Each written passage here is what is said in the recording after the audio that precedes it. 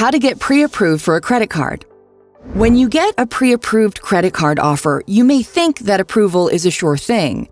But pre-approval isn't a guarantee of approval. It's more of an invitation. Let's explore how these offers work and how to help your chances of receiving them.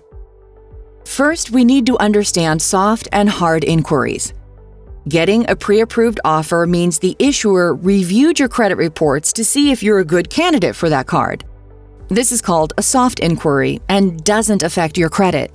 If you formally apply for the card, you'll authorize a hard inquiry.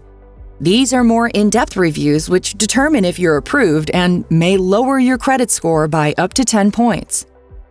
So, what are the benefits of pre-approval? For starters, it's a foot in the door.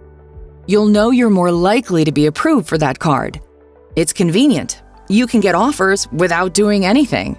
Finally, it can save time.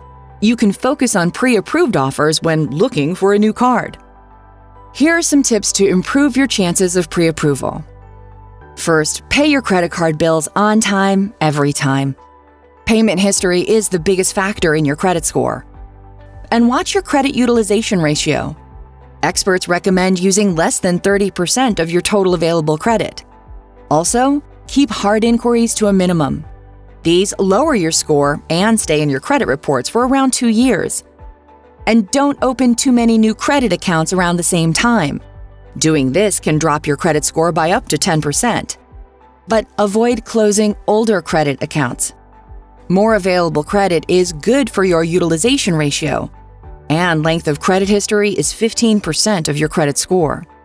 It also helps to have a mix of credit types, like credit cards and installment loans.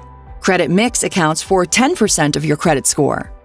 Finally, don't opt out of offers.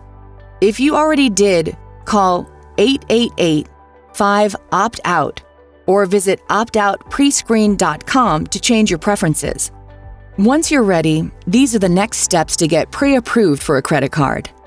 First, check your credit report and credit score. You can get copies of your credit reports from the 3 major bureaus every week at the federally authorized annualcreditreport.com. And many banks now offer credit score access on their site or mobile app. Next, research the cards and issuers that interest you and see if they mention specific requirements or credit score ranges. Then, if the issuer has a pre-approval page, submit your basic information to check for active offers. Maybe you missed one in the mail or it hasn't arrived yet. Around this point, you might encounter a similar sounding term, pre-qualification. In this case, you enter information to see if you pre-qualify for a lender's card. You initiate the process and a soft inquiry rather than the lender. This option may also come up if you have no active pre-approved offers with an issuer. But once you finally have your offers, you can review and compare them according to your needs. Remember, pre-approval isn't approval. The most common reasons for a denial after pre-approval involve a change to your credit. You may be using more of your available credit or had a recent negative credit event like a late payment or bankruptcy.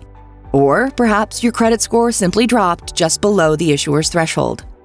Here's the bottom line on credit card pre-approvals.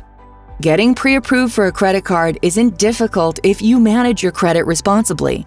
And with these tips, you can increase the chances of turning a bank's pre-approved credit card offer into an approved credit card application.